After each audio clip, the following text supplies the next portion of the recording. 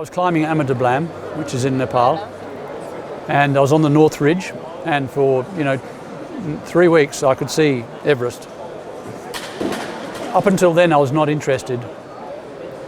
Everest is, you need lots of money, and it's not interesting climbing.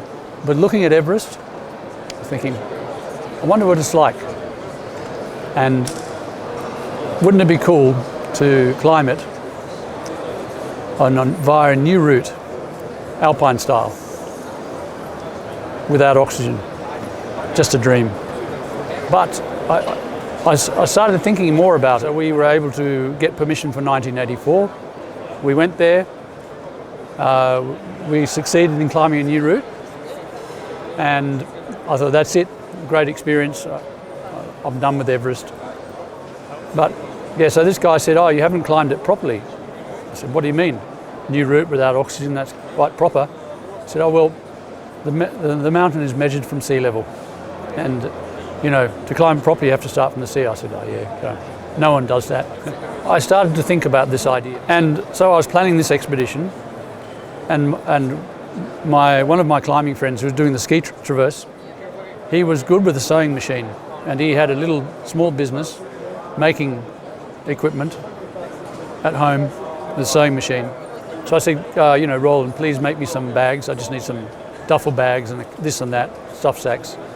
So he made me this stuff, and I went and I started from sea level. When I got back to Australia, I got together with Roland and said, "Look, we should start a business properly. You got a small business, but we should, start a proper, make it bigger." So we started. We had a little factory, making a few things, and we'd get them in the market, and slowly. So we call the business Sea to Summit because, it seemed obvious. Sleeping bag liners, silk sleeping bag liners, and stuff sacks. And then dry towels and gaiters. And eventually we got big enough to go to China, and the labour costs made our products more easier to sell. We decided, though, from the beginning, anything we made, we would design it from the beginning.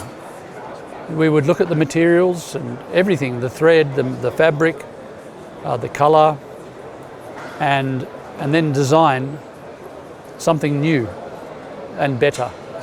We didn't want to just go and copy, because you can go to China and just this and this, put your label on it, and so that's our philosophy. We design from the bottom, and we try and make it always innovative. And we started manufacturing in China in about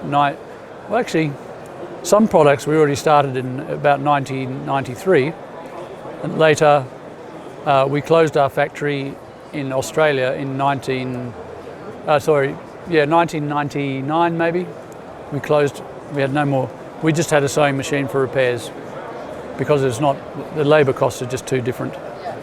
And at that same time we started selling products into the European market. The Ultrasil dry sack was for a time the lightest dry sack, and we developed that fabric with DuPont, and it enabled us to have the expertise to also make other lightweight products. But it was also quite profitable, so it also gave us the resources to be able to develop our sleeping bags and our mats. But of all our products so far, I think the mats have been the most revolutionary, because they're totally different, and they've changed. They have changed the category, because before our mats, the comfort of a mattress used to be measured in the width, how deep. But now the width is not important with these mats. It's the number of cells, and so it's changed.